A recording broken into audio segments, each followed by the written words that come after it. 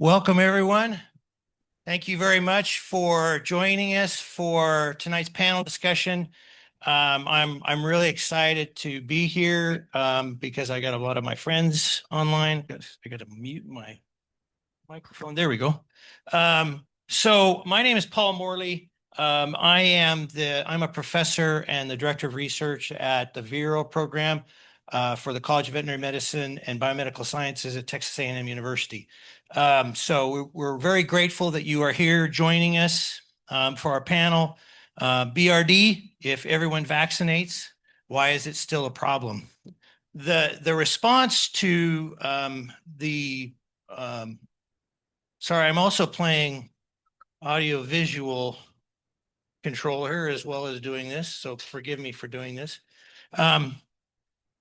The response for this session has really been tremendous. We've had about 60 people in the audience here. We want to thank Merck Animal Health for sponsoring a nice dinner, and we wish that everyone that's online could join us for this. We've got about 200 people that are online at the moment. We had over 520 people that registered for the program, and I had to shut it down because the max number of logins for our Zoom meeting was 500. I guess I thought too small. I thought that was plenty of room. So I want to thank you all. I guess that speaks to the importance of this question to so many people.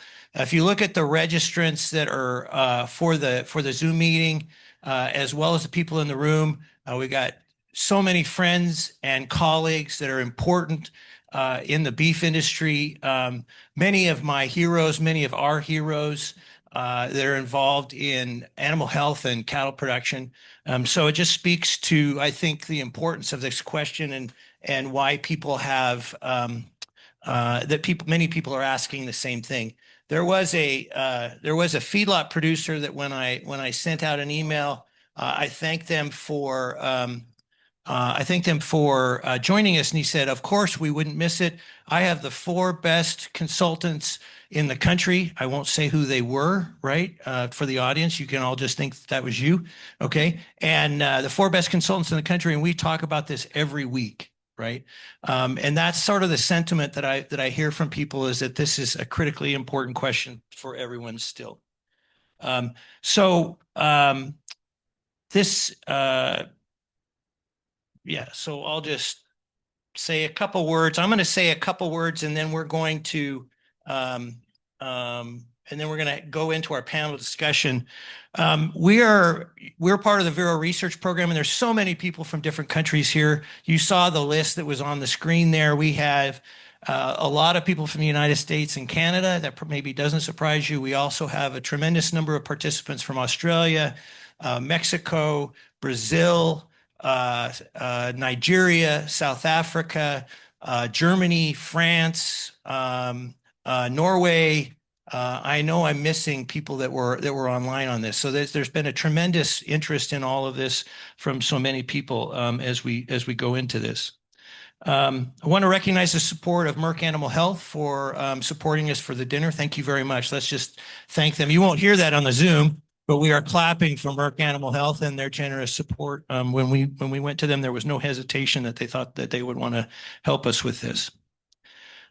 So the Vero program, so I sent you all, and all the people in the room have a bio sketch for all of our speakers, but on the back, on one side, there's a description of the Vero research program. I'm not gonna repeat that, but I just want to call that out and call that to your attention.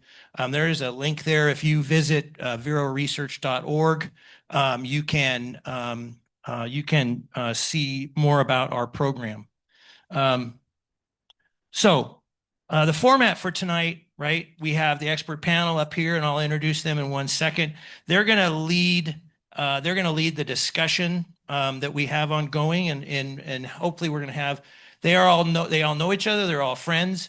They know me, and I'm supposed to keep my mouth shut and just prompt them through questions. Okay, so that's my role in all of this. We have tremendous expertise in the audience as well. I mentioned that, and so we want to call on you, and we'll be doing that through interactive polls using Slido. right? So we'll be doing some of that interactive polling, especially up at the start of this, to find out who's in the meeting and what their thoughts are on some things. And then you'll also, if you're online, you'll use the Slido app to ask questions. And if you've never used that before, there's a thumbs up. If you like a question, you should like it, right? You should give it a thumbs up. The more likes it has, right, it rises to the top of the list of things, and it's easier for me to see. With 500 people that were registered, I didn't know that how I was going to get through chat on the Zoom, right, and prioritize this. So if you see a question that you like, that you might want to ask, then you should like that, and it'll get voted up for priority to be asking that. In the room, we'd ask you to raise your hand, right? And have that. And we have Brendan Hunt, one of our PhD students, and Kayla Hazlitt, another PhD student, and they'll be running mics for us in the room and have you speak in the mic so everybody online can hear that too. Okay, so that's if you haven't logged into Slido in the room, make sure you have. If you haven't logged into Slido, if you're online, make sure you do that as well. So let's start out actually. So you saw the poll that was there for where are you from? Let's see if I can do this. I'm gonna. I guess one other thing I'll ask you too, make sure your microphone is muted. Make sure your microphone's muted throughout the meeting, okay, if you're on Zoom. All right, so first question I want to ask you, what's your primary role in the cattle industry? We'll do this real quick. 100% are veterinarians. I don't believe that. There we go. Okay. We'll give it a minute here. 78 responses, 85 responses. Come on, everybody join in. What's your role?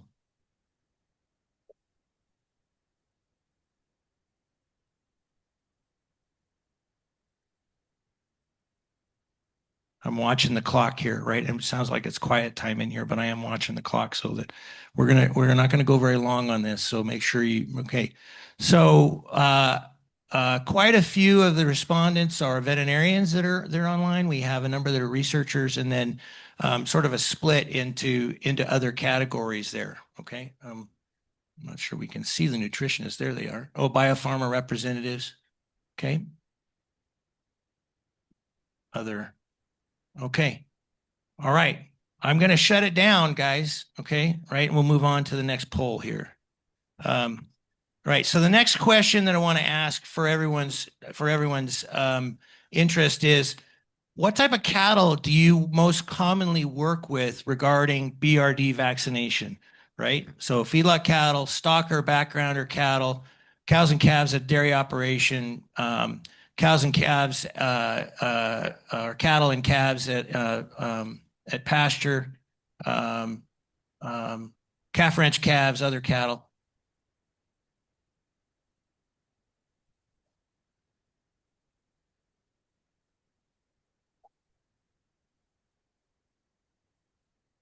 Okay, and I am again watching the clock. We won't let this go very long here, but I want to make sure we're capturing the sentiment from the audience here. We still got some respondents coming in. Okay, so it looks like, about half of you are dealing with cattle on feed, and a third are dealing with cow-calf operations, another quarter stocker backgrounders, 21% are dealing with cows and calves at a dairy operation, 11% hutch calves on big operations, and then 3% other cattle. Okay. All right. Thank you very much for that. Okay. Now I'm going to introduce our panelists. That's what I'm going to do next. Sorry about that. So if you all were sent, if you're online, you all were sent with the biography for our panelists. And those in the room, you have the biographies as well. So I'm not going to read them extensively. I'm going to introduce these folks very briefly, and I'm just going to go left to right on this, I'm right? gonna to go down and make a picture. Dr. John Ellis is a Picture. professor at the University of Saskatchewan. He's a veterinarian and he's triple boarded specialized. I don't know. He's about one person that I know that's triple boarded specialized in pathology, virology, and immunology. That sounds like a recipe for someone who's interested in BRD, right? And John has spent a tremendous amount of his career working on immunology and disease pathogenesis related to cattle. Um, uh, Amelia Willems is the Michael and Mary Cheek Hall Davis Endowed Professor of Beef Cattle at Mississippi State University in the College of Veterinary Medicine there. She's double boarded, okay, so ACVIM as well as microbiology, right? And she has spent a lot of her career working on immunology. A lot of people in this room will know her as someone who's called out, who's brought into meetings, small and large, to talk about practical aspects related to immunology and vaccination. John Richardson is the Paul Engler Professor of Beef Cattle Feedlot Management at West Texas A&M University. He is also very well known in the beef industry. He calls himself, and let's see if you don't mind me calling you this. He says, I'm a practical immunologist, applied immunologist. And so, and with his background in animal production, animal science, as well as nutrition and feedlot management, it's a unique combination that he brings to bear in talking about immunology and vaccination in the health of cattle. So we're really privileged to have this group with us today. I'm going to take 1 second and call out two books. If you're interested, right? One is Just Release, right? This is John Ellis and Vic Ortiz. It's the title is I don't know where to point. I guess I'll go like this, but the title is Practical Bovine Immunology, and it was just released, right? And so it's a very accessible. Let's put it that way. It's a very accessible book about immunology, specifically related to cattle, like hands-on applications and immunological concepts. And then the other book that I'm going to call out, right, is Bovine Immunity, and Chris Chase was the lead editor on that, but Amelia Willems has written in this as well as many other things. And it also is a very accessible book in terms of anybody, producers, veterinarians, whatever. Both of them, right? They're applied. So if you want to know more about immunology, you're stimulated to learn about that in relation to. I hate these codes. These are really good resources for you. So, okay, do I get a free book now? Okay, all right, okay, okay, okay, all right. So, right. So the other thing I want to do is to just remind you. So you saw on there about the different types of cattle maybe that people are producing. So as you ask us a question, you have in your head, What you is know, today? you ask, is vaccination useful, or you don't think vaccination is useful? Let's put it that way. And you have a 500-pound feeder steer in your mind, and someone else Never mind. as a 2-week-old hutch calf, right? So there's so much variation in so much variability in what are average cattle, right? To try and address a question that we're trying to do, we have to make sure that we're thinking, about answers that apply across there. Let me just lay the groundwork with a couple things. I'm going to do this extremely briefly and just lay the groundwork so that these guys don't have to and they can build from there, right? So respiratory disease is, if you look at the data that's available, and I think the best source for looking at average across a large population is probably USDA information from the NOM studies, the National Animal Health Monitoring System studies, and those would say that that BRD is the most common cause of morbidity and mortality in cattle, period. I have beef cattle up here. It's the second most common cause of morbidity and mortality in young calves, GI, right behind GI disease, of course, in really young calves. It's a classic multifactorial disease that we're taught about in our in our animal health classes, where we talk about multiple agents, so viruses and bacteria coming together and leading to illness in cattle. But it's not just the agents; it's also the host their immunity, how they're responding to that. And we're going to get into that a fair bit, as well as environmental factors. Okay. Another reason why BRD is important is the most common reason for treating ill cattle with antimicrobial drugs. We all know that society is very concerned about antimicrobial use, and we are trying to be good stewards of those drugs. And so they want this, in general, society wants us to use fewer antimicrobials in animal production, right? And so in being responsive to that, we have to figure out ways that we can manage the health problems. A question that we commonly come up with is this disease any different than it was 30 years ago? Many would say that we have the same rates of BRD that we always had, even though we have more and better vaccines, and even though we have more and better antimicrobial drugs. And it brings into question, are we any better at preventing this disease than we were? If we talk about vaccination, I'm gonna pick on a very small sector, and I just told you you need to take that with a caveat because we have to think about the other sectors. How common is BRD vaccination? So the best data that I know of out of this is out of the large feedlot study, the large feedlot data from the USDA. So a large feedlot in their definition It looks really pretty in black. is 1,000 or more cattle, right? And so this says that 96% of feedlots and 96% of calves are vaccinating for some type of agent. I did give you a link in the Zoom, and I gave you a handout here. What kind of vaccines do they use? Well, BVD is the most common vaccine that's used in cattle. 99% of cattle, 95% of cattle. IBR, extremely common. So bovine herpes virus, again, 93%. There's a lot of double use, both intranasal and intramuscular with the IBR vaccines. Then you drop down from there. So PI3, BRSV, about 55 and 61%.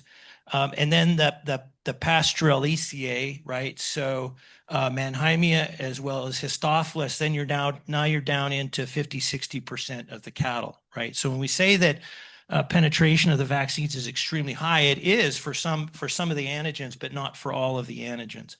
Just as a comparison, about 20, now this is out of 2011 data, 20% of cattle, it said, received a metaphylaxis, right? So group treatment for high risk, recognized risk of respiratory disease with antimicrobials in 2011. We know a lot has changed since then. Right?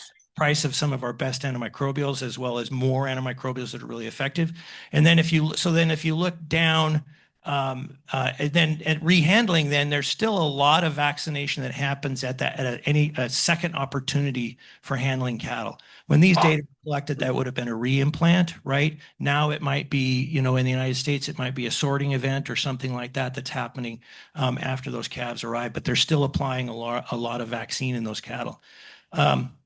The data from 2017 are the bottom. I think it's very interesting. So that's compared 2011 to 2017, where they say overall 80% of cattle at large feedlots receive antimicrobial drugs at least one time, right? So that's treatment as well as metaphylaxis. See, that's a much larger number. I think the antimicrobial drugs are more commonly used today with more valuable cattle and lower prices on really effective drugs. So I think, at least the yards that I'm familiar with, there's an even higher penetration in those populations. Okay, so I found this really interesting. So are vaccines effective? And I'm talking longer than I expected to. So they asked, is vaccination of calves at or near weaning effective in reducing sickness and death in feedlots? So you're talking about calves at weaning, so before they enter the feedlot, right? You vaccinate then. Is it effective at reducing death? And 85% of feedlot owners and managers, 85% said that vaccination at that time point was very effective or extremely effective at reducing health problems in the feedlot. Okay? Right. That's 2011 data again. The best data, and there are a number of meta-analyses that have been done on vaccination efficacy, and I'm just going to quote one here by Annette O'Connor as the lead author. Many of you will know her. Jan Sargent's on here too. Many others. I should stop naming names because I'm going to leave someone off, and that's not good, right? So this is one of the better, in my opinion, systematic review and network meta-analysis. And their conclusion was consistent with previous reviews. We found little compelling evidence that vaccines used at or near arrival at the feedlot reduced the incidence of BRD diagnosis. Okay, and so that is right. So that is very influential to me when I think about that. And if we contrast that by the same group doing the same type of approach, systematic review and meta-analysis about antimicrobial drugs, right, used as for reduction of respiratory disease risk. And I've converted the numbers that they report into a relative risk. So, and if you compare that to the control calves that didn't get metaphylaxis, that says that calves that got telithromycin were 5 times less likely, that's 500%, 5 times less likely to get respiratory disease than calves that didn't get telithromycin. And that's part of the reason why our use of these drugs has gone up quite a bit. Right? If that's transformational change, and that's what we would hope to get out of vaccines, right? If we want to replace antimicrobial use with vaccination. Okay, so now we want to know, the panelists are really, before they go into their comments, they want to know what you think so they can address that. For a previously unvaccinated 500-pound beef feedlot steer, how long does it take for the first dose of vaccine to induce protective immunity? Right. So it's an unvaccinated animal, and we're asking how long would it take for you to expect that vaccine to work?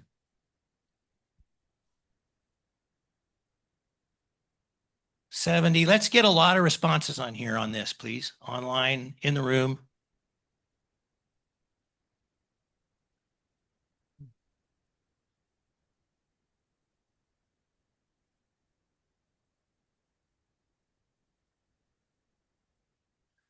$150 responses. That's about as many as we've had on our polls. So out of that number, also, I'll start talking about this. About half of you said that you would start to see protective immunity, or you would expect to see protective immunity after 2 weeks, right? 3 weeks, a little bit longer, about a quarter of you. Some of you are saying a week. Some are saying even longer. I added this one in for sure. I don't believe vaccines are generally effective in protecting this type of beef calf from BRD pathogens. So some of you believe that they don't really work that well, and a minority say pretty quick acting, right? So this in an unvaccinated animal. All right. Now, last poll for a minute, right, is this one. Okay. And now before the speakers address the thesis question, right? If everyone vaccinates for BRD, why is it still a problem? They wanted to know what you think. Okay. So BRD risk has increased in cattle, and we couldn't keep up with that risk with the vaccines that we've got. That's one, that might be due to the genetics of the cattle or changing management, that the risk has increased. Vaccines don't provide protection because of how we apply them. We fail the vaccines, okay? Vaccines don't work.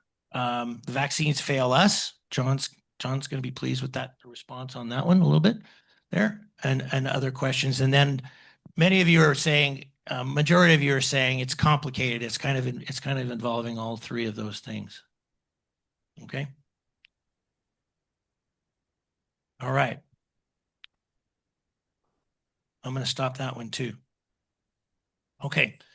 Now, we're going to go back to we're going to go to our panelists. Now that link is up there for you guys that are veterinarians and would like to at some point in there. Well, this will be available throughout and all that. So we're going to start. How did we decide we were going to do this? Alphabetically? Is that what we said, Amelia? Is that what you said you want to do? So Dr. Ellis is going to start first, and he's going to answer that question. Right, we're going to go in turn in the panelists, and they're going to say what they think their belief is about why is BRD still a problem if everyone vaccinates. Thanks again for the invite, Paul. I never pass up an opportunity for captive audience, at least for 20 minutes or so. So I guess through some combination of personal experience and senility, and you can decide which is more operant in my case, notwithstanding the microbiome, I still am a believer in the germ theory of disease and the medical miracle that it is vaccination.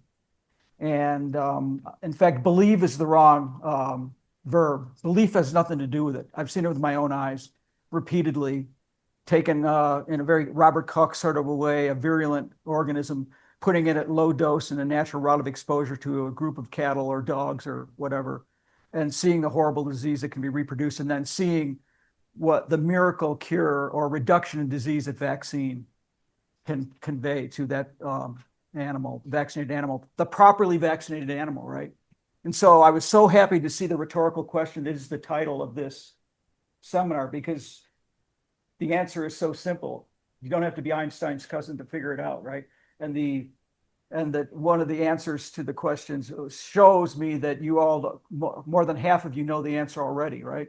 So remember, there's a difference between vaccination, the physical act of applying a vaccine, immunizing, in other words, inducing a state of immunity and response, and in fact, clinical protection. Those are often mutually exclusive. So to cut to the chase, I'm amazed that vaccines work at all in the feedlot. More than half of you know that it takes at least 2 weeks to get any sort of a response at all. So again, it's a no-brainer. Like, it's giving a vaccine on arrival when most cattle have been exposed or will shortly be exposed after vaccination is again hoping for a miracle, not science, right? And so it's really that simple. I think it's really that simple to answer this essence of the question. And one of the things I guess I'm proudest of, and forget all the accolades, I've kind of long past retirement. A lot of people would think I'd be gone already.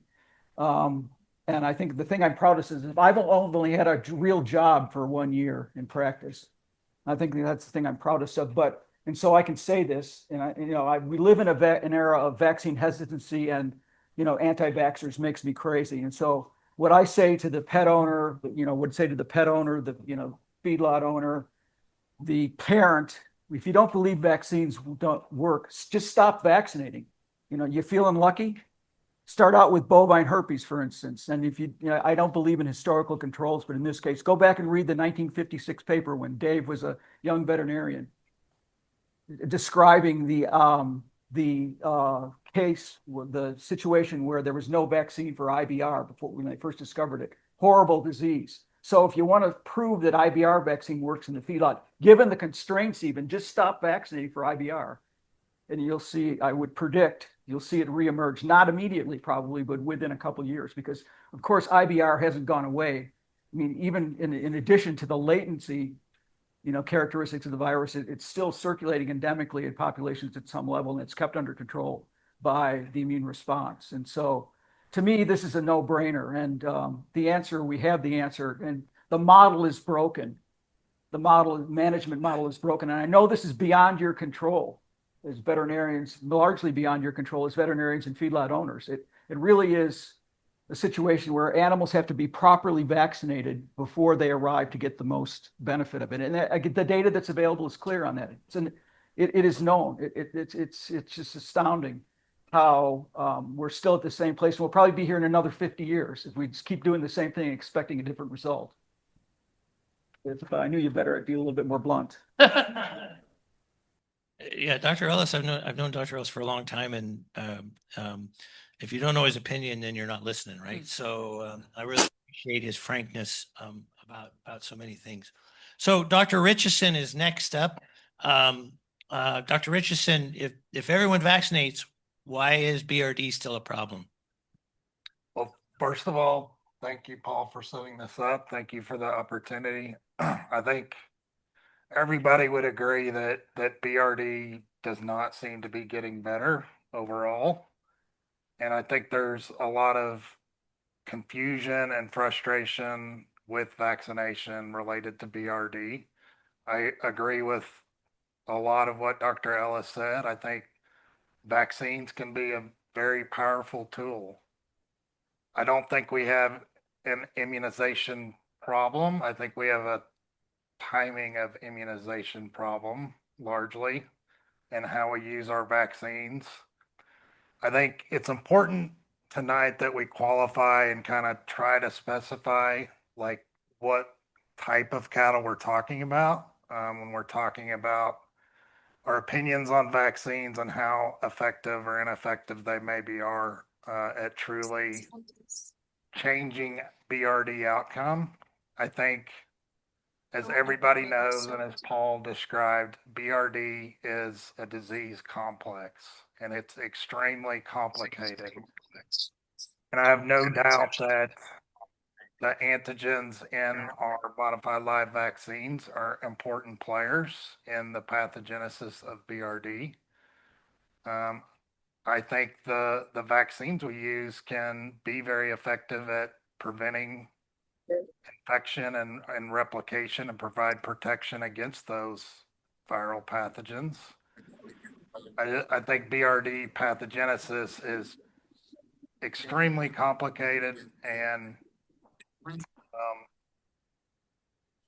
I think you're asking a lot for a stressed immunosuppressed calf that arrives at a feed yard that, as Dr. Ellis mentioned, is oftentimes exposed to viruses we're trying to protect against. I think you're asking a lot from a vaccine at that particular time to change outcome, to truly change BRD outcome. Amelia, and I won't hit mute. Okay. Yeah, well, and I think we've got, all hope we'll get time to hear some questions from the audience too, certainly. But thanks again, Paul, for organizing this. Thanks all of you for turning out. I've already said, geez, it looks like we may need to do this again sometime because we may not get through 500 people's questions tonight. I think in answer to the kind of question, if everyone vaccinates, why is it still a problem? You know, I'm going to try to talk about some things that maybe will give all of you some ideas of things that you can try, kind of following up on what John just said. And I think that while we all understand that BRD has been called shipping fever for, you know, like over 100 years, maybe over 200 years. So if we didn't ship the cattle, we'd have a lot less BRD. And if we didn't commingle the cattle, we'd have a lot less BRD. So our system is a part of the problem, but we all know that we probably can't just let cattle live their whole lives on the farm where they were born and kind of feed people the way we want to feed them. I always have to give Dr. Del Miles a shout out. I've done it many times because he asked me one time, you BRD researchers, you all study the cattle that get sick. Why don't you study the cattle that stay healthy? And I've repeated that dozens of times. And the point is that in spite of the fact we have a system that is broken in some ways, or that doesn't really support health in cattle, we still seem to have some cattle that stay healthy. And I think that is pretty intriguing. And yet we haven't studied them very much. And we haven't even prioritized selecting for them. And I think about that sometimes. What if 50 years ago, you know, when we were first developing the vaccines and people, I think, really thought vaccines were really going to change BRD, what if instead we started selecting for cattle that naturally stayed healthy? What would the world look like now? So just, I think about that. And the other thing, I've been real lucky to be a part of some research led by Kansas State University and Dr. Brad White's the PI, where we are getting to do, and I say we, like, you know, it's definitely not me, but other people, pathologists especially, are doing histopath evaluations on lungs from, we're trying to get the 2,000 feedlot cattle with pneumonia, or not pneumonia, basically 2,000 feedlot deads, looking at the lungs histologically. And this is really important because what we think is going on grossly is not always what's going on. And what Brad, our group led by Brad and the pathologists who are doing all the work, is showing is that some of these cattle have bronchopneumonia, but some of them have interstitial pneumonia. And some of them have both bronchopneumonia and interstitial pneumonia. And some of them have acute bronchopneumonia and acute interstitial pneumonia. And some have chronic bronchopneumonia and acute interstitial pneumonia. And you can see where I'm going with this. And yet we call them all BRD. And I have really become kind of gripped by this idea that if we're not looking at the lung under the microscope, we don't even really know what's going on. So we need to get a way to look at more lungs under the microscope. And because I think part of the problem is we have lumped everything together for a long time. In the dairy calf world, I think maybe the most important thing that's happened in the last 20 years is people using ultrasound to identify consolidated lung in dairy calves. And they find a lot of subclinical BRD in dairy calves. And then you sometimes have dairy calves that have a snotty nose and mattery eyes, but they have no consolidated lung. What's that? Is that upper respiratory infection? Is bacterial rhinitis a thing in dairy calves? We don't even know. you know? And so I think that what I really plead for people who have the wherewithal to collect the data is to try to be a little more precise about what exactly is going on in these cattle. You know, a lot of feedlots I know, it's like BRD or AIP, you know, that's everything.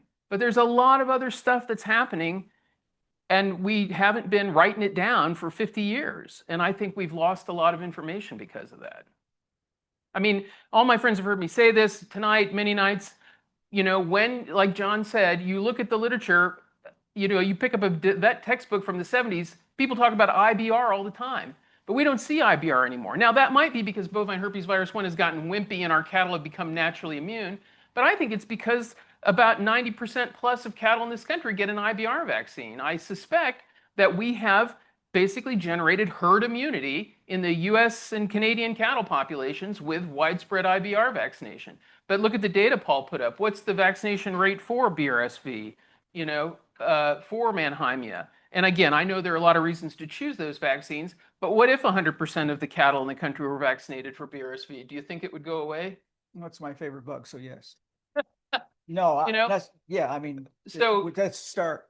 Yeah. it's a good question, right? Yeah. I mean, I don't know if it would or not, but the fact that we don't see many calves with, at the vet schools, I work at vet schools, we don't see many calves with cerebellar hypoplasia anymore. We used to have somebody bring in a calf with cerebellar hypoplasia once or twice a year. We don't see those anymore. Now, maybe they're just euthanizing them at home, but I think they would probably haul them into the vet school. I think we don't see as many of those because of widespread use of BVD vaccination and control of PIs, right? Sort of identifying PIs, understanding the impact of PIs, especially in cow-calf operations. So I think with vaccines, we've done a great job for a couple of specific cattle diseases. But the syndrome of BRD, we've lumped a whole bunch of stuff together and think that we're going to control it with vaccines for 5 organisms, you know? So Thanks, Amelia.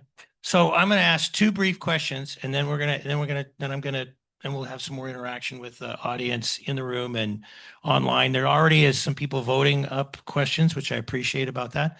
In the room, I am going to ask you to raise your hand. So you can vote those questions up as well, but I am going to ask you to raise your hand. So just a warning ahead of time.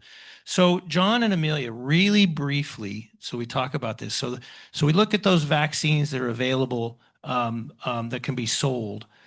What is the how do they prove, what do they have to prove in terms of reduction of disease, and how do they do it in order for those to be sold?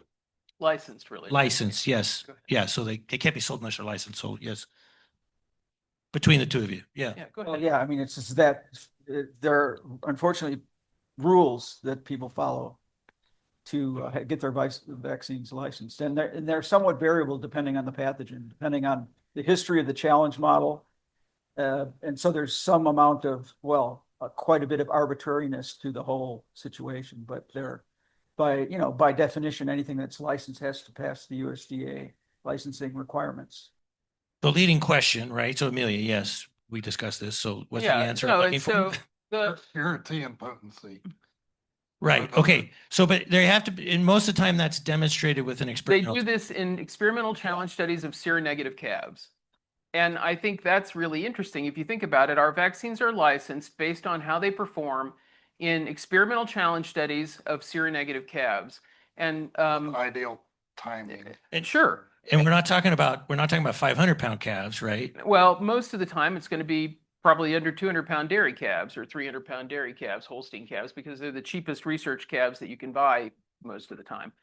So, and as John has indicated, what's defined as sort of improving things? It's usually a decreased number of cattle, maybe shedding the virus for a shorter period of time, or decreased clinical signs. But when you look at the challenge data from the licensing trials for a lot of the vaccines, John, I usually say to people, it's not like the Vaccinates have no disease, right? They have less disease. Well, but that's another, misunderstanding that was, one of the many, how should I put this anyway? Faux pas in the rollout of the SARS coronavirus vaccine was that the implication or the statement by people, MDs mainly, who should have known better, that vaccines prevent infection. I'm screaming at the TV the first time. What are you talking about? So the expectations about what vaccination can do, I think, are often incorrect. And so, this idea of sterilizing immunity may be at peak immune response, maybe with a low dose, maybe when you got high GI, but mostly vaccines reduce disease, even though some companies have gotten a claim for prevention. I never would use the P word when I'm talking about immunity and vaccines. It's reduction. And that's what we've shown repeatedly. And so I don't know where the concept of sterilizing immunity came from, but you might not see a clinical infection, right? I mean, if you think about measles, for instance, maybe sterilizing immunity, but how many milliseconds do you think it takes for a virus to enter a cell if it's in the air and your nose comes in contact with it? So unless and until you have a high level of effector function at the time of exposure, you're not going to be sterilized, right? And so, and that level of protection is going to vary with, and that's why I said the, mutual exclusivity of clinical protection. It kind of depends, well, on the pathogen's lifestyle and also on the amount of effector function that you have at the time of exposure. And we've showed that experimentally with IBR, where we took a group of 50 beef calves and we vaccinated them at different times prior to infection. And guess who had the best response clinically? The ones that were vaccinated most recently to challenge 2 weeks before. So clinical protection is also going to be not one thing. It's not a binary kind of a situation by any means. I think a lot of people, certainly a lot of the public, don't understand that at all. And again, that wasn't helped at all by the SARS vaccine experience. Yeah, I So- think the bottom line is they're licensed using a mechanism that gives the vaccine a reasonably good chance of succeeding. And I think especially the idea that the cattle are seronegative, but we never want seronegative cattle. You should never have seronegative cattle in the field. They should always have some antibodies, and you should be vaccinating them when they have some antibodies so they get even better immunity. So we got to figure that out. But that's not what's done in licensing trials. But in fact, both you and I have done post-licensing studies with Sure. seropositive animals. So we know Sure. that vaccines. But the company didn't have to show that. Oh, no, they didn't have to. Right? The company, again, I'm not sort of beating up on our friends in industry, but right now the USDA requires that they show that the vaccines are efficacious in animals with no antibodies. Sure. Some of the vaccines can work in animals with antibodies, but that's not what was called sort of effective by the USDA, Correct. right? And yet then we want to use them in the field where the cattle ought to have antibodies and have a lot of other things going on that may change the way they respond. And so, it's like we really moved the goalpost for the vaccines. I mean, John, do you want to say anything else about that, or? I mean, I'll go back to timing. I think the reality is, I mean, a lot of cattle are probably vaccinated with vaccine antigen that are naturally infected with the virus in the vaccine antigen. And I think there's evidence that that may not be a great thing to do. So so I guess one of the things that I pulled out of the conversation, I'll restate just to say, you have vaccination of animals under very strict conditions, right, in highly susceptible animals, and these are not necessarily or not very commonly representative of where you're actually applying the vaccines, right? So if you talk about that 300-pound immuno-naive as many times in order to get the challenge to work, that's not representative of a lot of those cattle types that we were talking about, even similarly aged animals that you would find in the field. And so just have to remember that's how they become licensed. And again, as Amelia said, many of our friends, they will do post-licensing stuff because they know that we want to know more than just the licensing information. But that's not required. But it's not for required. a vaccine to be sort of commercially marketed with a label so that says it does something. Yep. That's what I think maybe people don't understand is what it says on the label. That was done in cattle that have no antibodies at the time they were vaccinated and were experimentally challenged. Vaccines that we human beings get, those have to be proven efficacious in field trials of efficacy. Some of us know people that were in the COVID placebo group when they did the COVID vaccine trials to decide if they were efficacious or not. And so people get either the real vaccine or they get the placebo, and then they just go on with their life and they either get COVID or they don't get COVID, or they get measles or they don't get measles, or, but we don't do that in animal health because it's not required by the USDA and it's very expensive and risky. And I think if the companies had to do field trials of efficacy, we'd probably have a lot fewer vaccines because it would be so expensive to get a vaccine licensed. But I think that's a reason that the vaccines don't always work like we expect, aside from all the other stuff we've said already, which is the vaccines are actually good at some things, But if you're expecting that the cattle that are vaccinated optimally are not going to get any disease at all and maybe not even get infected, that's not how it is. I think rabies vaccination, like we've all been involved with animals getting rabies vaccines, and who's ever seen a rabies case? Not too many, right? In dogs, especially in the United States, it's pretty rare to see a dog with rabies because most dogs are vaccinated. So we have this model that, oh, we give a rabies vaccine, we're not going to ever see any rabies, but that's a very different kind of disease than the endemic respiratory viruses where we get infected over and over and over again with them naturally. That's another question. Can you get better immunity with a vaccine than you get with natural infection, right? Think about that. It's like BRSV, humans get infected with RSV over and over again, cattle get infected with BRSV over and over again. Can we improve on that? Is it even possible to improve on that for that particular agent? Okay, I'm gonna move over to, because I can't get Dr. Richardson to be quiet over there. He's not, he keeps wanting to talk. And so I'm going to ask Dr. Richardson a specific question, right? John, you do a lot of work in relation to host and environment factors related to BRD, right? You think about that a lot. I've heard you talk a lot about that. So tell the audience a little bit about the non-agent part, of maybe why animals are, one, not responding to vaccines, or responding but they still get sick. Yeah, so I think we would all agree physiological stress is a big part of BRD pathogenesis, and physiological stress, increased cortisol, and particularly in a chronic nature. So chronic intermittent stress is what really causes the host to be immunosuppressed. And I think it's pretty difficult to argue that, again, back to the high risk animal, but a lot of these high risk cattle are chronically stressed when we receive them into our stocker and feedlot facilities.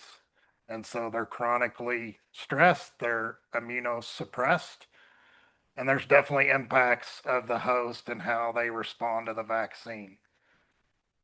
I do think cortisol and the immunosuppression from sustained cortisol release does directly impact antibody production. It causes catabolism of antibody.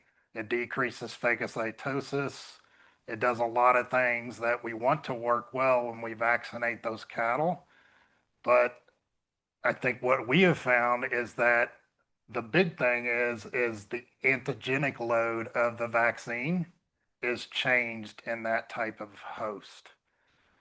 If an animal is stressed, chronically stressed, and immunosuppressed, the antigenic load of a modified live vaccine is much greater, meaning that 2 milliliter dose that I give a immunosuppressed cattle animal, the viral particles in that are going to replicate to a greater degree than if that host was not immunosuppressed. And in the work we have done, and when we measure antibody titer as a proxy for vaccine response, those stressed cattle have a good antibody titer response to the vaccine. It's complicated and confounded because the immunosuppression does reduce some of the vaccine response, but the antigenic load being increased overcomes some of that suppression, and we get as good of an antibody titer response as we would in a homeostatic host. The opposite would be true for a non-replicating or a killed viral vaccine, where that antigenic load is static, and if we put that antigen in a immunosuppressed host, the antigen is decayed and gone before we get a good immune response to it. So we don't have the replicating aspect to a killed vaccine. So I feel like that's an important thing to understand and consider. And if you understand that, and I think it's plausible to question vaccine safety and giving live replicating vaccine in an immunosuppressed animal. Thanks, John. So I'm gonna bring up one question from the Zoom, and then if there's questions in the audience, right? Are you a burning question? Do you want to ask? I don't see people jumping off their seats, but there are a couple questions that have been voted up considerably. Actually, I've been in meetings where they use Slido. I've never seen this many vote ups for questions. So this is a great question. I don't know who it gets to answer, but maybe so. How long after a major stressor, such as transport, does it realistically take for the immune system to return to a state where vaccination would be effective, and I guess at producing protective immunity? It's a kind of a delayed vaccination question. Yeah, We got to can get I talk? Dr. Richardson. And I'll try to do this fairly quickly. But let me talk about my mental model around delayed vaccination and how it's changed over the years. In 2007, I was a young PhD student, and my PhD dissertation, a big part of it was looking at vaccine timing and delaying vaccination in cattle.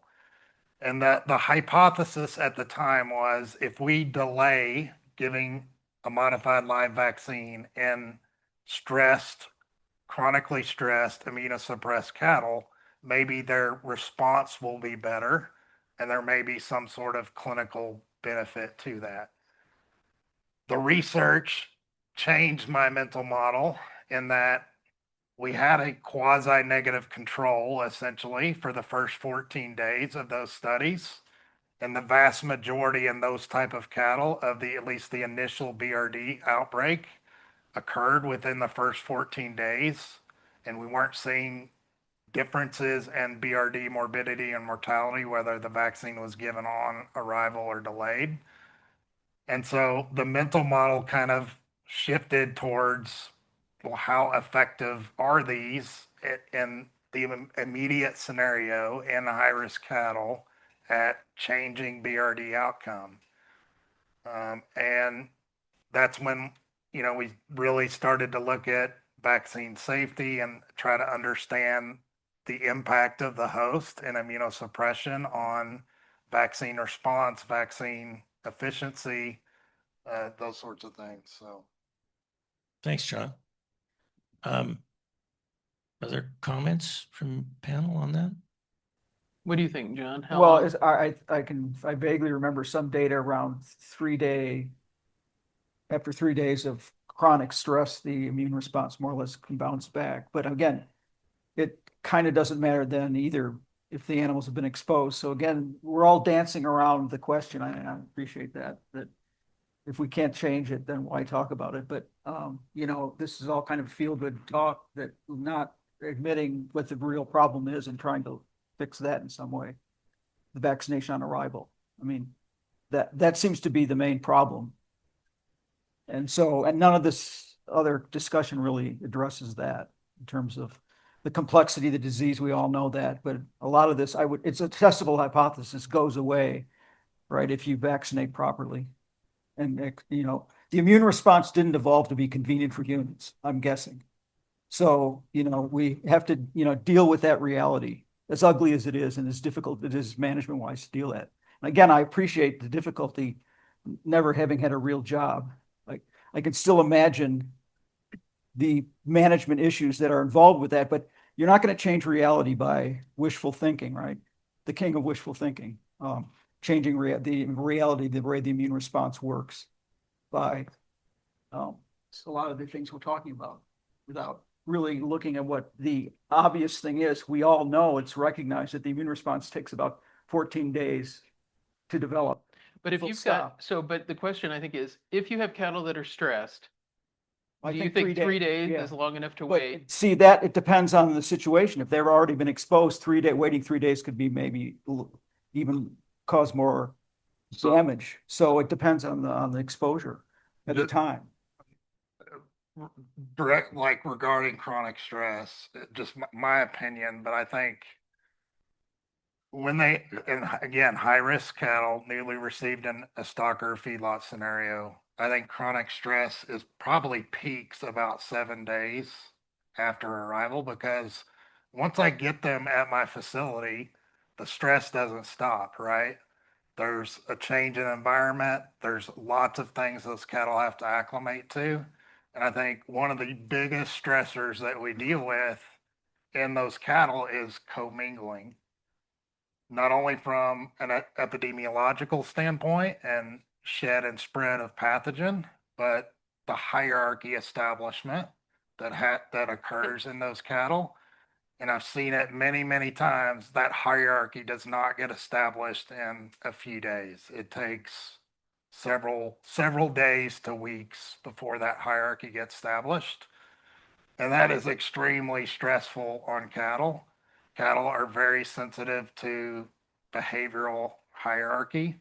The dominant animals want to be dominant and display and establish that.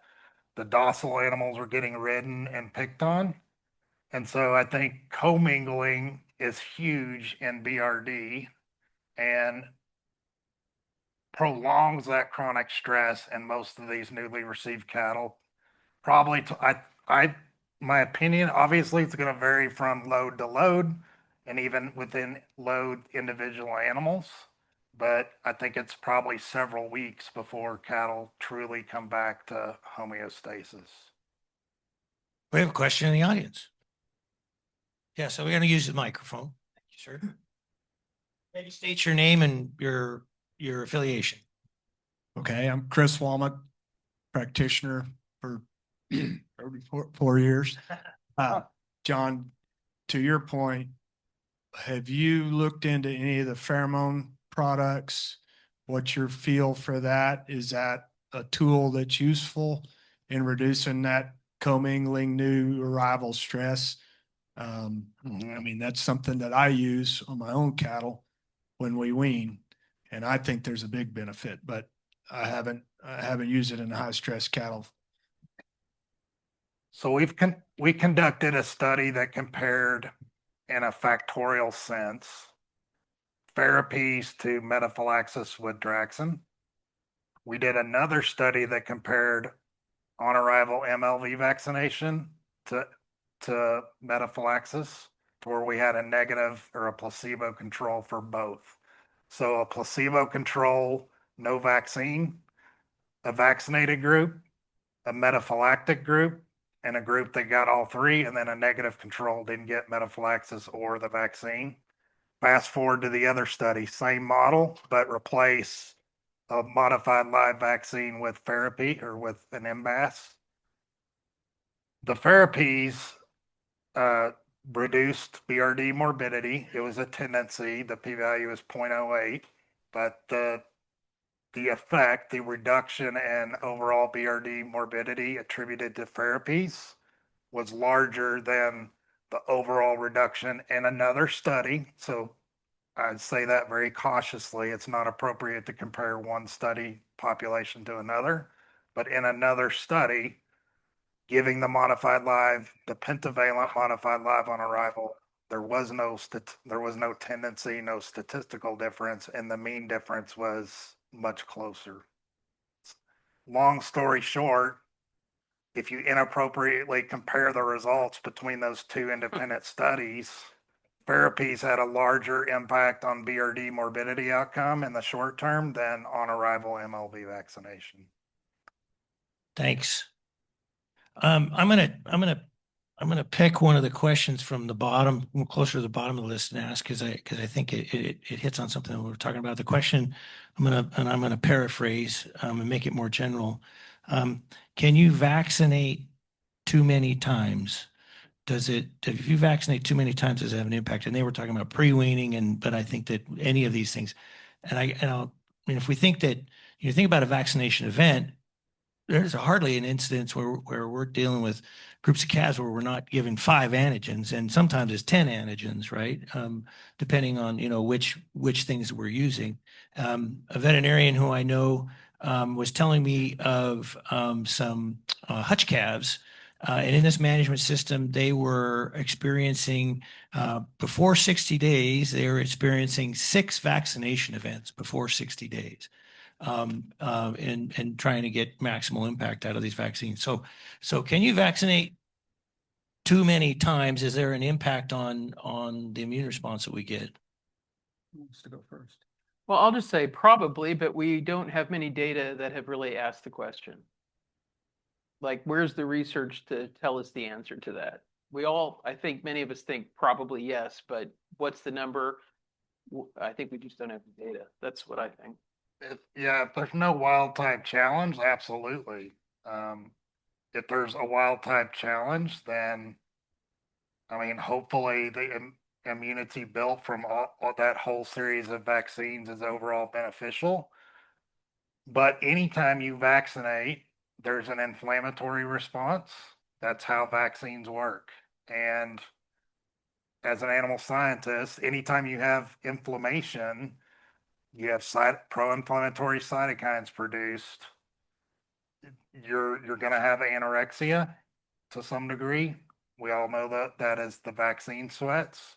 And so there can be growth and intake consequences anytime you vaccinate that you've got to at least think about when you're thinking about vaccine regimens, that there's always an inflammatory insult from any good vaccine that's working appropriately, right, and causing immunization. And that inflammatory cost is not free from a growth standpoint and a feed intake standpoint. Thanks, John. John Ellis. Well, I think it depends what you mean by too many. I mean, the scenario which you talked, imagine six times over 60 days, probably too many. I mean, I think it's pretty well accepted that, unless you wait, say, 10 days between the initial exposure and the first boost, you're probably not going to get, the anamnestic response. So, and if you're looking at a response to individual antigens or pathogens, then you probably want to wait a minimum of 10 days before you give the second dose. And then the question becomes, well, how long can you wait? Which is a common question. It's like, for instance, small animal medicine is, people they've been out a year from, their dog getting vaccinated. Is it still going to have a memory response? Probably, yes. And they looked at this actually pretty closely with regard to SARS boosters.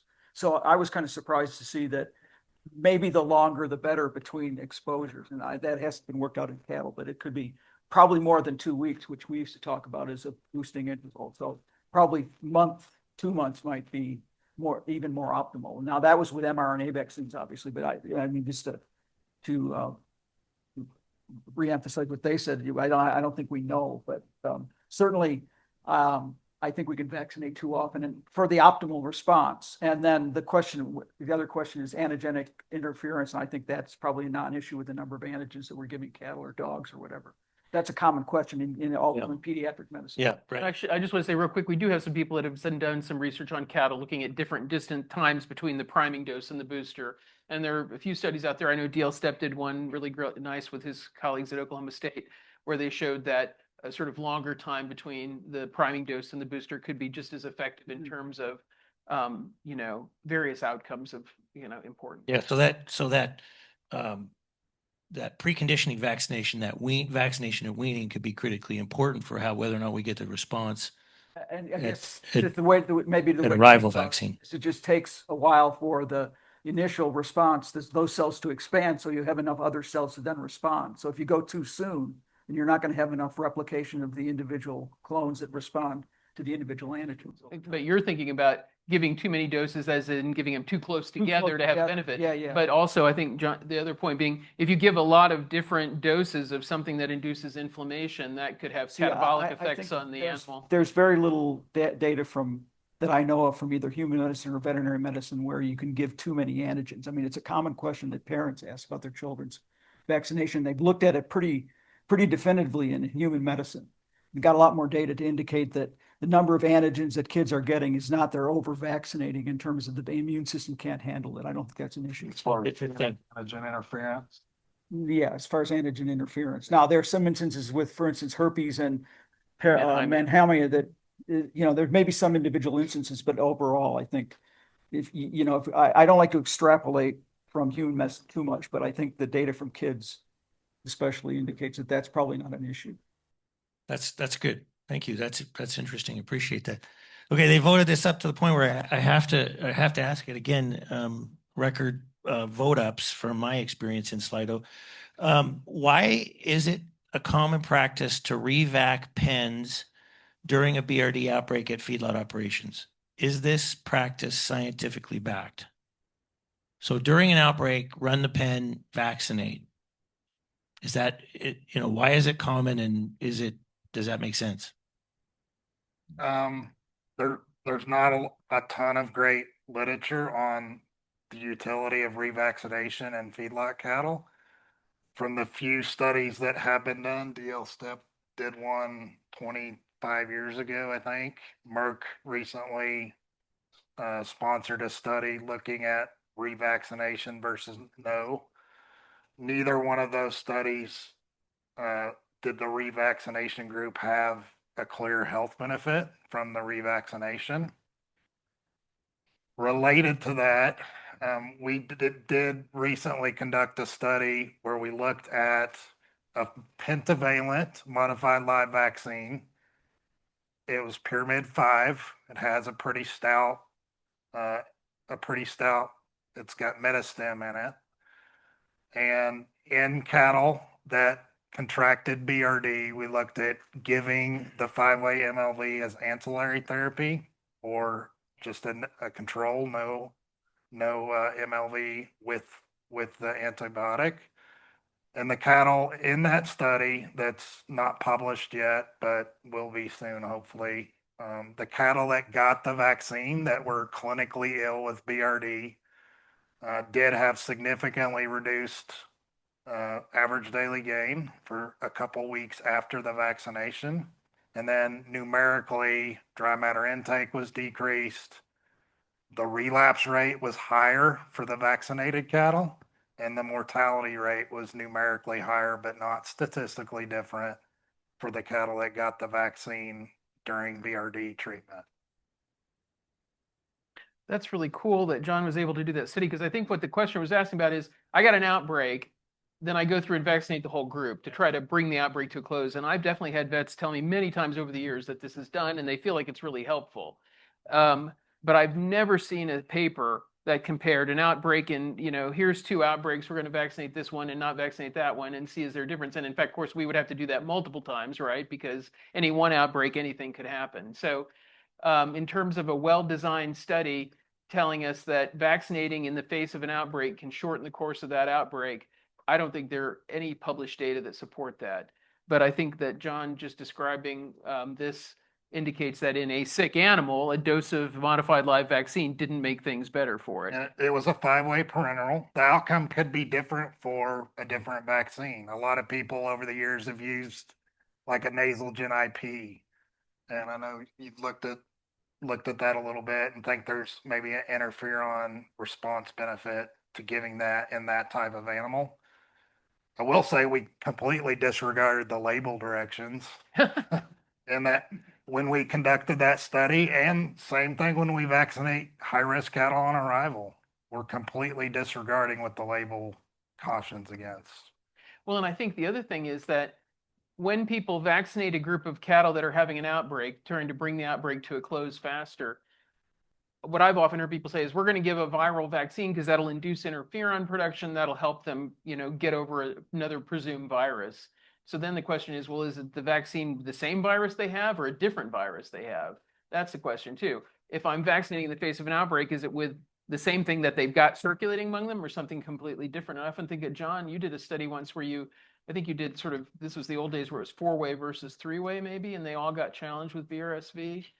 Yeah, the 3-way Didn't help with because it BRSV. would have been passive interferon response anyway. Yeah.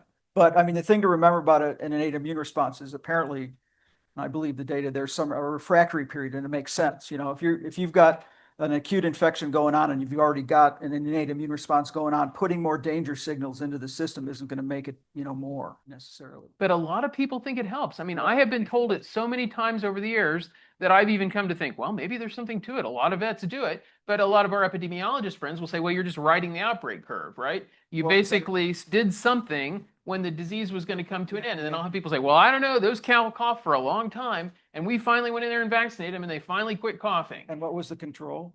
Yeah, there's no control. That's the thing. Yeah. But that's why people keep wondering if it's worth doing or not. Time is a bigger influence than I think any treatment or anything we've ever looked at, right?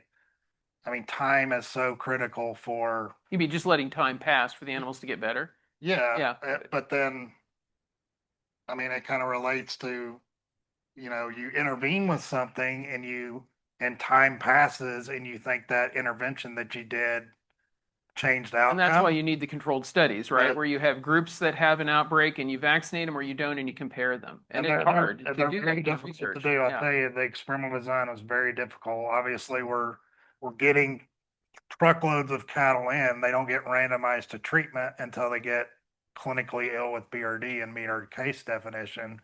So we're pulling cattle out of a larger pen and then relotting them into smaller treatment pens. And it's logistically, it's pretty challenging and it's expensive and it's difficult work to do, but those are definitely the types of stuff. I think we need to push the boundaries to understand when we should use vaccines and when perhaps we shouldn't.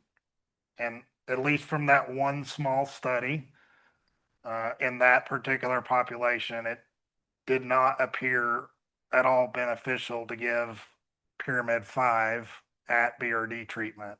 It made the outcomes worse compared to only giving an antibiotic treatment. So we are at 7:30, and I said we might leak over if we had active discussion, and I think we do. So not there, just for everyone's reference, like very few people have left the Zoom meeting, right? And everybody in the room is still here, but yeah, it could be they're recording the basketball game, right? That they want to watch, right? So we'll continue a little bit. I am aware of the time and we'll watch that. So there's a comment in the chat that I'm gonna actually name someone. So Dr. Dave Saklocha, who is from Merck Animal Health and who is one of the first people that got us to Merck helping to sponsor this. So I want to call him out. But he made a comment that I think is very good. He was chatting with someone on the Zoom, and it was about the first comment was, well, we should, we should pay a premium for animals that are properly vaccinated before they arrive at the feedlot. That we should be, the industry should be willing to pay for that extra cost. Now you folks that own cattle in the room or online, right? I don't know that they necessarily 100% agree with that. And Dave said, we'll continue to have high risk cattle as long as there are people willing to buy them. And that's one of the challenges in the beef industry, right? Is that there's a market for every one of those. There's not, I ask our students when they go to the auction, they said, what's your, they've not gone to the auction very much. I said, did you see pretty calves? They say, yes, I saw pretty calves. Did you see ugly calves? I said, yeah, I saw ugly calves. Did the ugly calves stay home from the dance or did they get sold? I said, no, they got sold, right? So there's a market for all of those. Well, and maybe you can post, or we could ask those of you in the room, those of you on Zoom, what proportion of well-vaccinated cattle get BRD anyway? In your experience, feeding cattle, I have a hard time. I'm not sure that I can handle that on the. what proportion, Mr. and Mr. O'Brien, I think are willing to weigh in here? Let's do it in the room, and then I apologize. What proportion of well-vaccinated cattle get BRD anyway?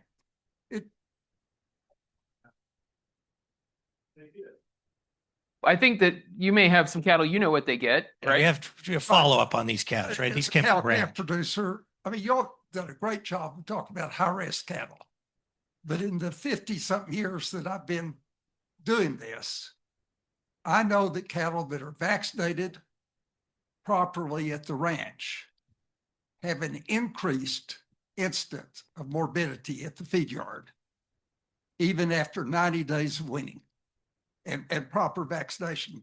And we're not partners, but I think my brother will confirm that, or Leif or anybody else in the feedlot business. So there's an issue other than high risk. So let me make sure I understand you. You're saying cattle that are well vaccinated on the ranch of origin have 90 days wean, they get to the feedlot and they have more BRD morbidity Than they did 50 years ago. I'm not saying it's because they're vaccinated and weaned. So cattle managed optimally have more BRD than they used to have, is your observation. I'm just saying that there's something going on that's different. I don't know whether it's genetics. Yeah. I don't know what it is, because obviously the cattle that we're dealing with are substantially different from what they were 30 or 40 years Yeah, ago. 50 cattle 50 years ago, right? They wouldn't recognize the cattle today, right? Let me add one bit to that. You see a lot of the large herds of cattle sold over the internet on video auctions, and they post and they put all the vaccinations that cattle have had. And I think probably the risk for those cattle is less. Jay's right. There are a lot of these cattle off the ranches. Everything's been done right. They get the feed yard and they break down. But I think we need a structural change. And the structural change is we need mandatory ID on all the cattle. That's a text that's saying USDA that. I'm just going to call say that out. every animal has to have mandatory ID. Then, I don't know what the number is, 60% of the nation's calves are mom and pop operations. They've got 20 and they got 30. They aren't going to vaccinate anything. They haul them down the local sale barn. They're sold one at a time, and they get no premium for vaccination. Well, let's change that. So when those cattle come through the sale barn, now you have RFID chip. You have the vaccination records that are going with the animal. And I'll promise you, people will pay more for the animals that are vaccinated. Then all of a sudden, the mom and pop guys say, oh, well, Joe got $10 a hundred more than I did. They vaccinate their cattle. But as Amelia said, you got to know what to vaccinate them for. I still That may don't, be what Jay's. I still don't know if that would change behavior in cow-calf producers because we've always had a premium for steers. And producers can make the decision to sell a bull or a steer. I think there's misguided perception that if I castrate that animal, my weaning weight's going to be less, and that's not true, especially if we implant those steers. But they have the opportunity to capture value through castration, but they still don't, and that's a pretty big premium. So I don't know. I mean, unless it's mandated, I don't know even if that signaling is enough to change practice or not. Unfortunately, I Yeah. wish it would. One of Amelia's colleagues, Dave Smith, right, is very, he commonly says, you know, that part of the reason they're not castrated is there's no penalty, right? There's no penalty for Well, that. there is, I think John's saying there is a Yeah. penalty, but I think the other issue too is if you've only got one calf or 5 calves maybe, and one of them has a castration complication and they die, then you've lost all of the value of castrating them. That's one of the. That's exactly why the adoption rate of preconditioning has not changed over the last decades. Is if I only have 10 animals and you're asking me to wean those cattle, keep them on my ranch for 60 or 90 days, the risk is just too high. If I lose one animal, that negates any premium I get from preconditioning. And so, yes, the system is definitely broken from an animal health standpoint. If anybody knows how to fix it, please let me know. Our Well, system, and sorry, go you know, ahead. our system works, right? We funnel lots of cattle into our feed yards where, you know, they're fed efficiently. I'm not trying to downgrade our beef production system, but it's not designed to promote animal health. I think it's designed to promote Production of beef. overall production of beef. And I think it's interesting too to think about, you know, we have friends that manage feedlots, some of them are veterinarians, some not, and there's been a real excitement about the beef on dairy calves, right? Because it's a large number, relatively speaking, of fairly uniform animals with a lot more background information and a lot more control. But those animals still get a lot of BRD, don't they?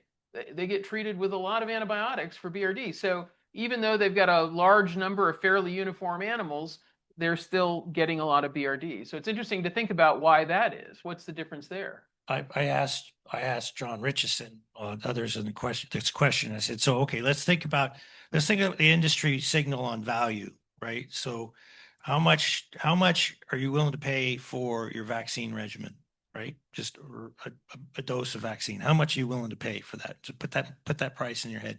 And let's go back a little while when telithromycin was under patent, right? Under the labels, the Zoetis label Draxxin, right? And how much that drug cost, right, to give to those cattle, right? And the uptake of that for metaphylaxis, those 2011, 2017 numbers are pretty dang high for some of that.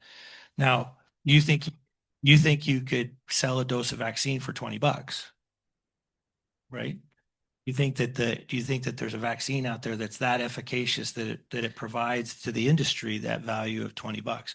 So is the marketing, is the value of that, is that telling us that the drugs are? Because we all know that if you give a dose of antibiotic at arrival, at least for a while, for many years, it has been effective. And if you give a dose of vaccine at arrival, it is not effective. So that's known.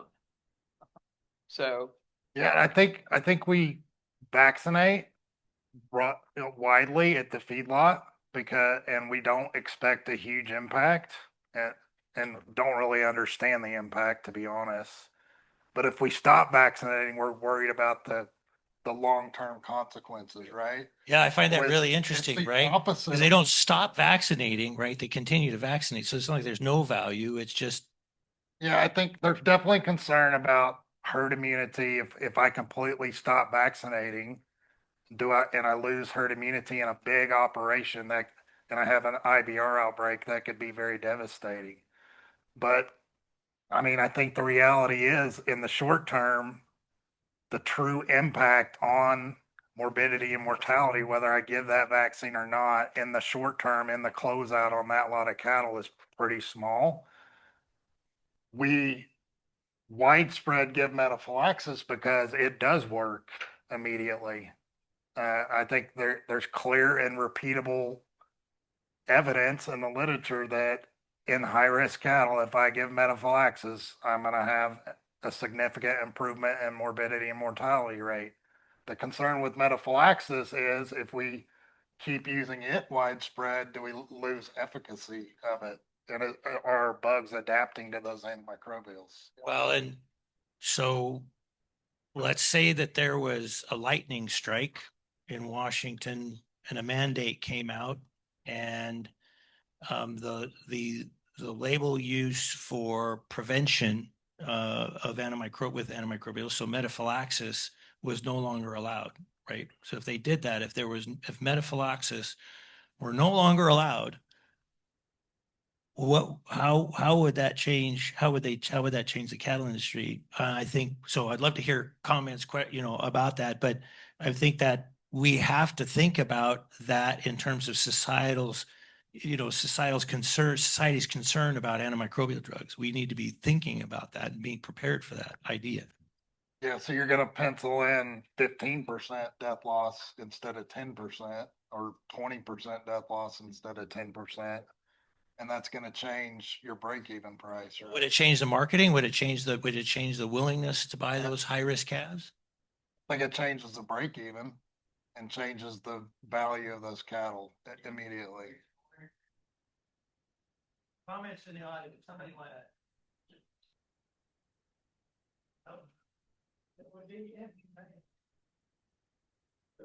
Comment was, it would be inhumane, one of the comments. Well, and I think it would just change your guys' case definitions.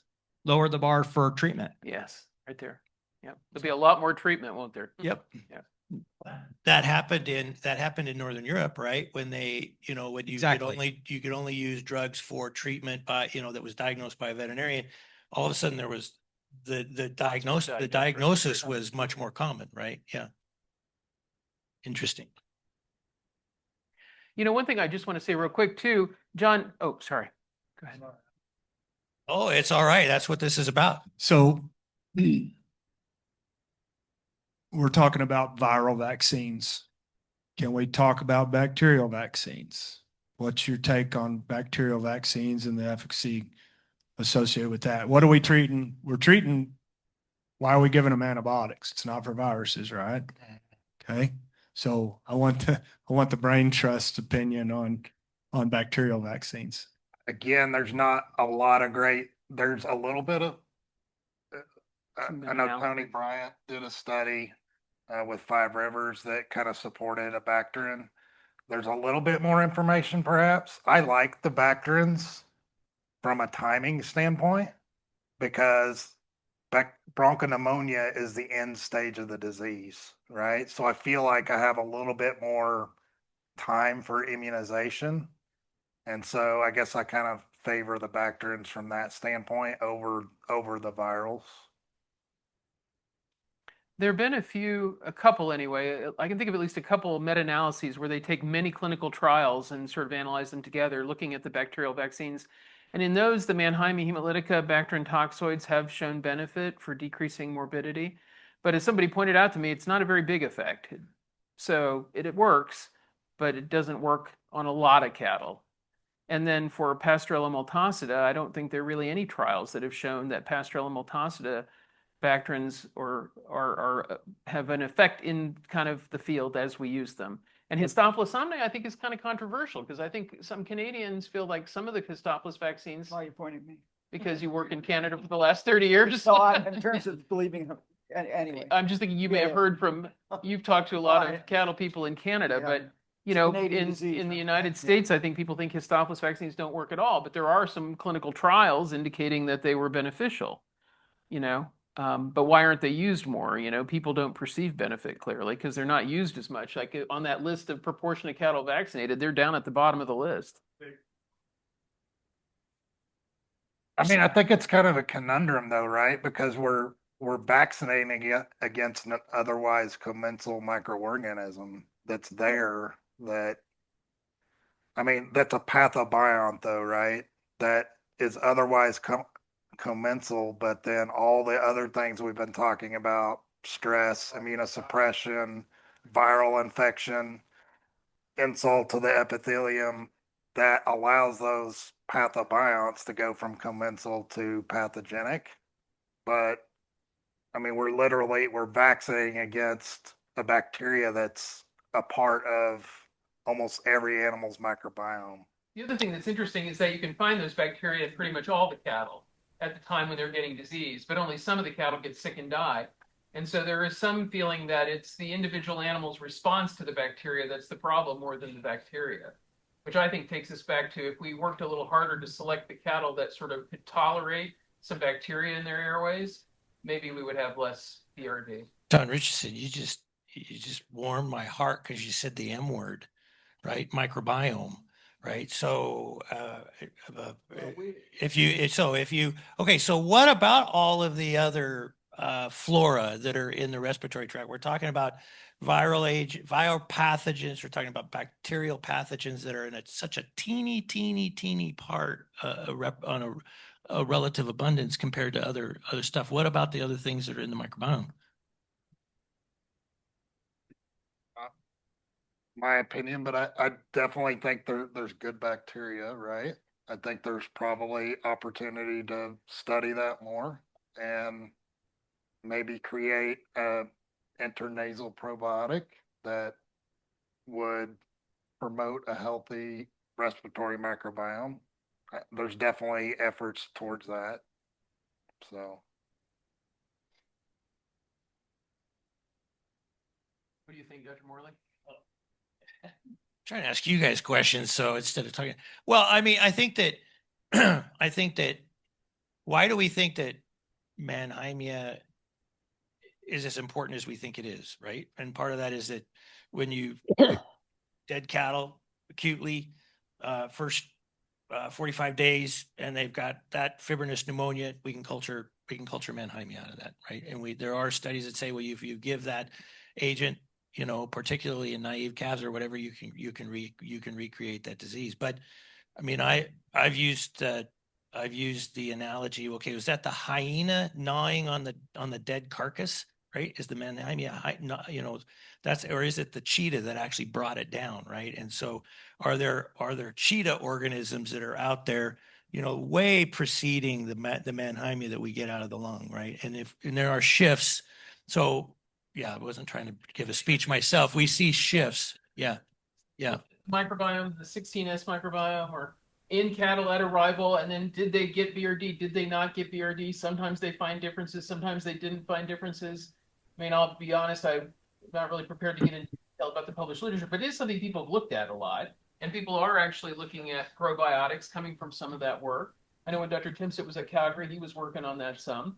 But it hasn't really gotten to the point where we can say what to do about it, or we can Agreed. even say with confidence what's a good microbiome. Like maybe it's part of the problem or part of the solution, but we don't really have enough information to know what it is. I guess I would say this too, that if you want to look at an experimental animal for cattle, in this case, I'm going to talk about people, right? Because there's a ton of literature out there about the microbiome in the gut, in the respiratory tract, in relation to you name a disease, infectious, non-infectious, chronic, those kinds of things. And it's associated with differences in disease expression. And we have not even begun to look at that in cattle. And so I think there's a lot of evidence that we should be looking at, not just what's gnawing on the carcass at the end, but what else is there before they're dead. Question here. Yeah. Dr. Latta. You got to use a microphone. Introduce yourself. Tom Latta. I have become a apostle for Chris Chase on his microbiome thoughts, and especially as it applies to people with immuno diseases. But his references to stacking of stresses, and when we lose the integrity of the microbiome in the gut, how it releases the neutrophils into their bloodstream, that effect on the adrenal gland. I don't know what I'm talking about, except that I really see that, I think, in these respiratory situations we deal with. Thanks, Dr. Latta.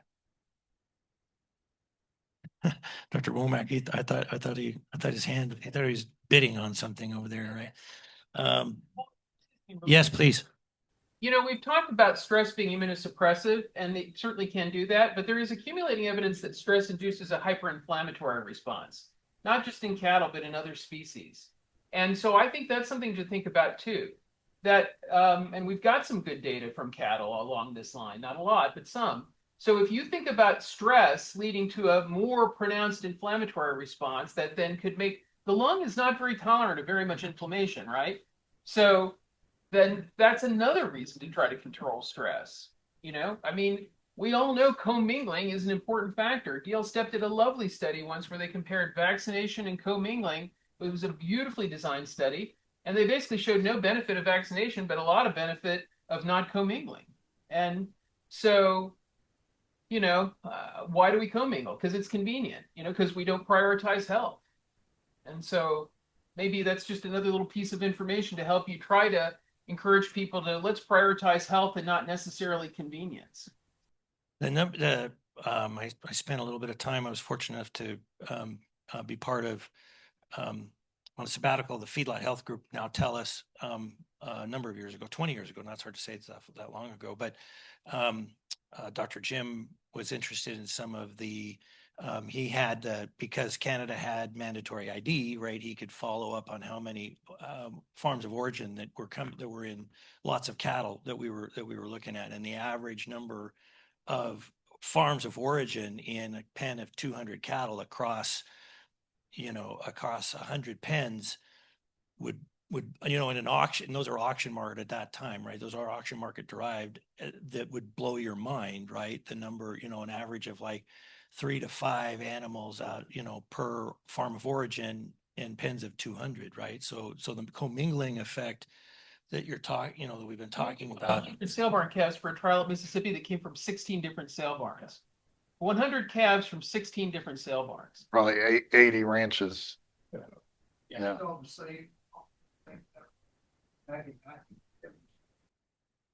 Yeah. So Dr. Cole was saying that, nothing's changed because it happened 30 years ago, right? People have tried. Like I've heard people from really progressive feedlot practices, operations, try to be creative about southeastern cattle with these little farms of 20 cows and maybe backgrounding them out there before bringing them out west. And, I mean, I guess it's not easy to do because it's not being done, right? So, but I think about that a lot. If we really didn't want cattle to get sick and die so much, what could we do differently so we could all still eat beef, like we want to? And it seems like not commingling so much is the answer, but how do you do it? We just haven't figured it out yet. So in the last 5 minutes, and we're down to it, okay, and I won't take us longer. This has been a great discussion. Um, let's think about the future for a second, right? So here we are. Many of us would say we've not come up with any solutions. All we've done is complain about the present, right? So what one comment was, there's more BRD risk than there used to be. And many people would agree with that, depending on, we're asking more of our cattle all the time. What could we do differently to affect whether or not the vaccines are working, right? And or prevent respiratory disease overall? That's an easy one. Who wants to go first? Well, John thinks it's an easy one. Go. Okay, well, I guess I'm slipping into the senility again, because for me, the M word isn't microbiome, it's mandate. Vaccine mandates. And then vaccine mandates are as American as apple pie, or rather cherry pie, because you can fact check me on this, who enforced, not only thought of the first vaccine mandate, enforced it. I believe it was at Valley Forge, Clue, George Washington. Vaccination for smallpox. And that wasn't a very safe, that was variolation, right? So, well, yeah. Anyway, so vaccine mandates are nothing new. And so I think vaccine mandates at the cow-calf level and properly vaccinating calves is a testable. It's doable. It just takes the will to do it. I mean, and it isn't easy. It's beyond the control of most people in this room, but why do you shake your head? Now the Texans in the room. Oh, yeah. Preaching that. Yeah, but It's not gonna happen. And hand the microphone, Dr. Wall. Yeah, again, we've been dealing with this forever. And again, just to their point, the small producers are not going to put a RFID tag in. They're not going to vaccinate. They've got cutter bull calves that they're going to take to the sale barn. And well, that's why mandate is the operative word.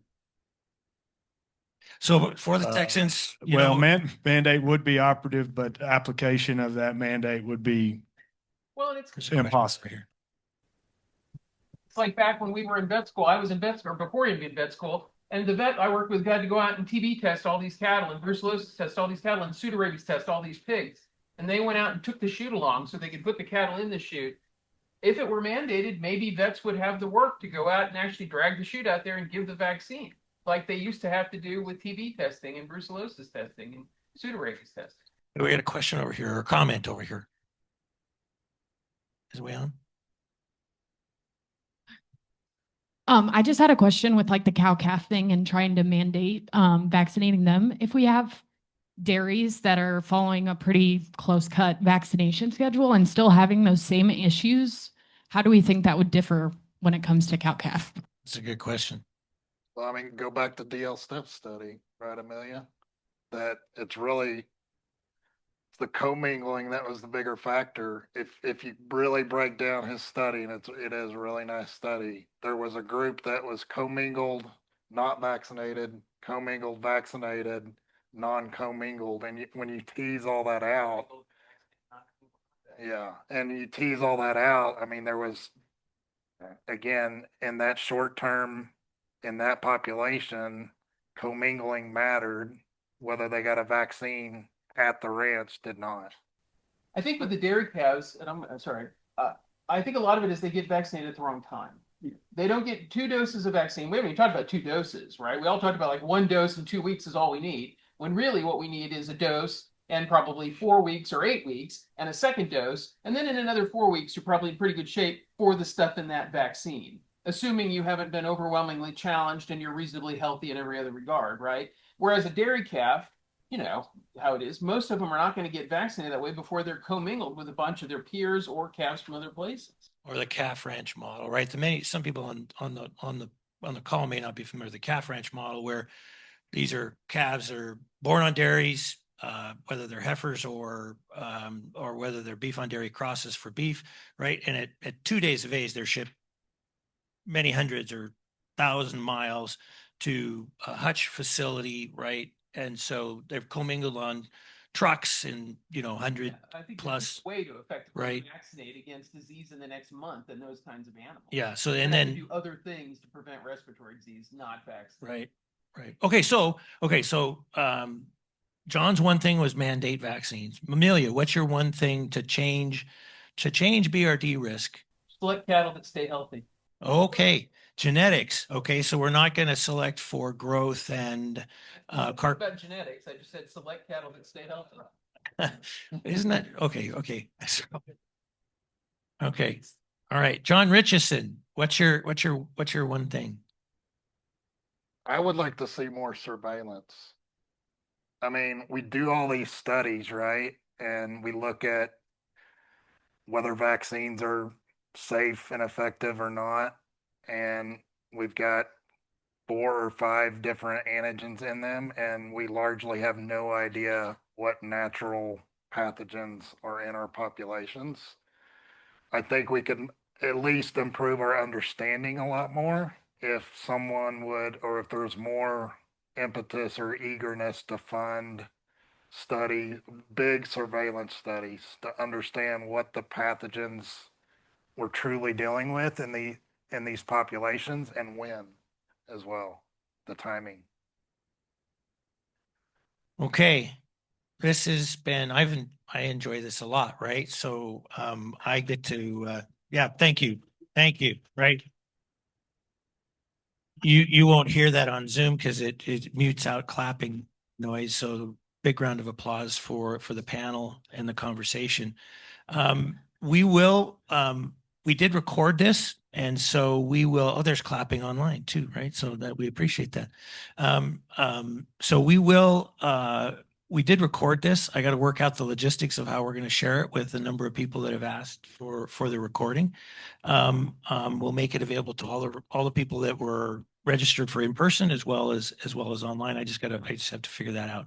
And then Amelia. Be interested in doing something like this again, maybe not necessarily coming here, but maybe setting up something on Zoom, possibly in association with the Academy of Area Consultants meeting or something else, or maybe just setting up something like this on Zoom sometime. Let one of us know. Yeah. Because it seems to me like there might be some energy for at least 1 or 2 more of these. So if you were up for it. thank you. That was just where I was going to go. That's good, right? So I'm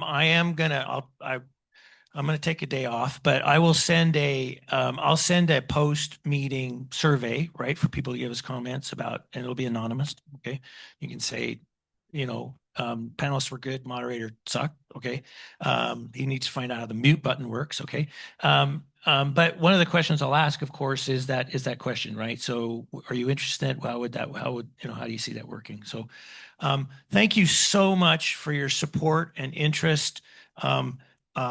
We come together as a community, and this is just, and many people don't understand that around beef production and the producers and the veterinarians and people working at, and this is just a great example. So thank you very much for the privilege of working with this. Thank you.